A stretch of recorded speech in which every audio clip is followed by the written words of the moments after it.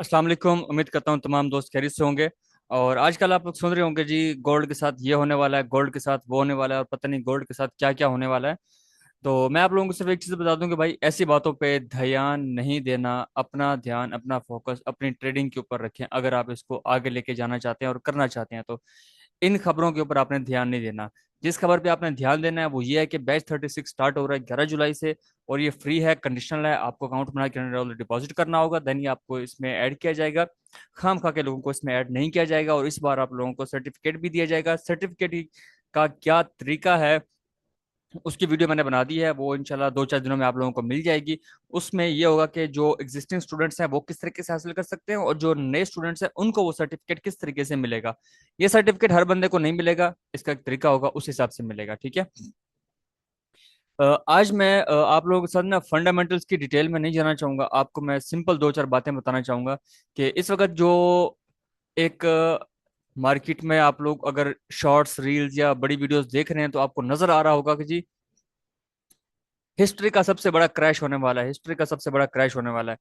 हाँ, ये बात सच है, हिस्ट्री का सबसे बड़ा क्रैश भी हो सकता है। गोल्ड हो सकता है आपको $2000 पे मिले या $1500 पे मिले, ये भी हो सकता है। और ये भी हो सकता है कि जैसे ये 3944 तक आ चुका है, इस लो को इसने ब्रेक कर दिया है, और फिर रह गया ये। और मेरा जो टारगेट था वो कौन सा था? 3700 के अराउंड, जो मैंने आपको पिछली वीडियो में बताया था। ये टैप होके और मार्केट, ये जो आपका एरिया ना, रेड लाइन 3486, इससे ऊपर आपकी कैंडल डेली की क्लोज रहती है। ठीक है। तो चांसेस है मार्केट वापस इस पॉइंट तक अपने आप को गेन करेगी।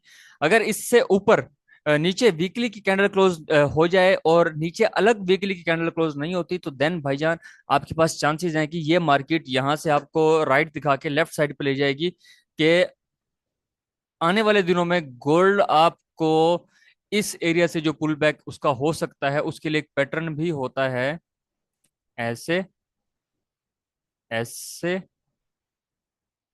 उसके बाद ऐसे, इस तरीके से, और देन ये ऐसे हाई पे जाएगा। नजर भी नहीं आएगा, पकड़ा भी नहीं जाएगा आपसे। खैर वो अलग बातें होंगी।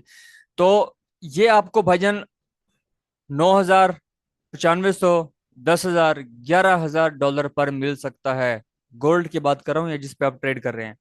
और आपको मैं सिर्फ आज ये कहना चाहूंगा फंडामेंटल के लिए कि भाई आप थोड़ा सा ना गूगल कर लो, यूट्यूब कर लो, या जो यूएसटी है उसकी आप वेबसाइटें जरा जाके स्टडी करो।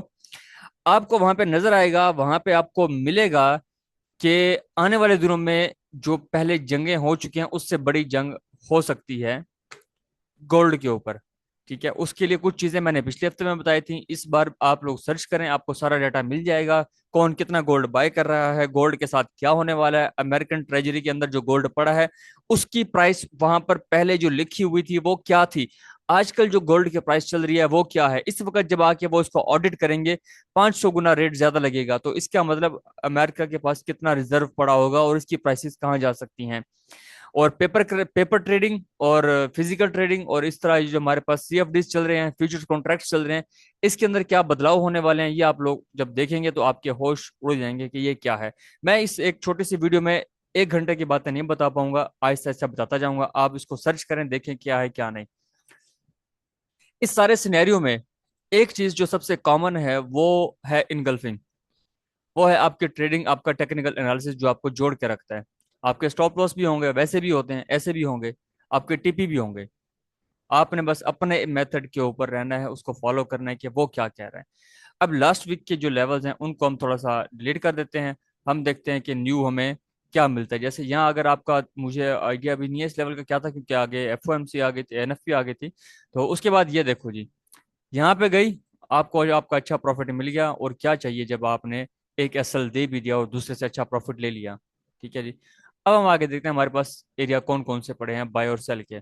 अभी क्योंकि ये फ्रेश है, करंट है, इसको टैप कर रहा है, इसलिए ये एरिया हमें शो नहीं करवा रहा, हम भी इस पे इंटरेस्टेड नहीं है। तो इस एरिया से मिल रहा है, देन इस एरिया से मिल रहा है, ये हमने फील्ड से निकाला हुआ था। और सेल का ये एरिया, सेम वही एरिया लगे हुए हैं। और इतनी दूर है, उतनी दूर मार्केट जाएगी तभी ट्रेड करना है, ऐसे घुस नहीं जाना कहीं पे भी अपनी मर्जी से। इन बिटवीन अगर मार्केट कल के दिन कहीं रुकती है, स्टे करती है, देन हम देखेंगे कि यार हमारे पास यहाँ से जो फील्ड का एक एरिया आ रहा है और ये एबीसी कनेक्टेड है, इसके अंदर से हमें क्या ट्रेड मिलती है, अगर मिलती है हम उसको कैप्चर करेंगे। एबीसी से याद आया यार, इसको देखना ये बनती है पूरी या नहीं बनती, और इसके बाद क्या हो सकता है। ठीक है, इस एरिया से आपने बाइंग स्टार्ट करनी है, सेलिंग जो एरिया ऊपर अवेलेबल है। हम अब इस एरिया को आके थोड़ा सा सर्च करते हैं कि क्या हमें यहाँ पे एज ए बायर बैठना चाहिए कि नहीं। अगर मैं एनएफपी का डाटा देखूं तो हाँ, मुझे इस एरिया में आके अब एज ए बायर बैठना चाहिए। ये एक अच्छा एरिया साबित हो सकता है।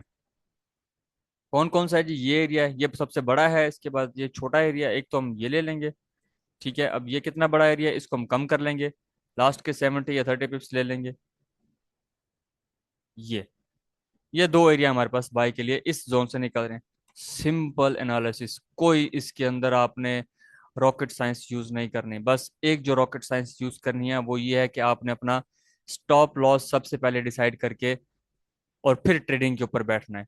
भाई ये दो एरिया बन रहे हैं, फिर ये बन रहा है, सिंपल बाई का एरिया ये बन रहा है हमारे पास, हमने इधर बैठना है। सेल के लिए ये एरिया है और ये है 43-29 है, इसके ऊपर आप 60 पिप्स और डाल दें। ये आपके पास सेल का एरिया इधर आ गया, फिर ये आ गए, आपके सामने वैल्यूज आ गई हैं। ये हमारे पास इस वक्त बन रहा है सीन के क्या होगा, ये किधर जाएगा, क्या कर रहा है क्या नहीं कर रहा, इसकी भाई हमें जरूरत ही नहीं है। एनएफपी को देखें तो वो कह रहा है कि भाई मैं बुलिश हूं, मैं बाई जाऊंगा, दैट्स इट। और इसके अलावा भाई आज के लिए कुछ नहीं था। अपना बहुत सारा ख्याल रखिएगा, इंशाल्लाह बहुत जल्द दोबारा मिलते हैं। अल्लाह हाफिज।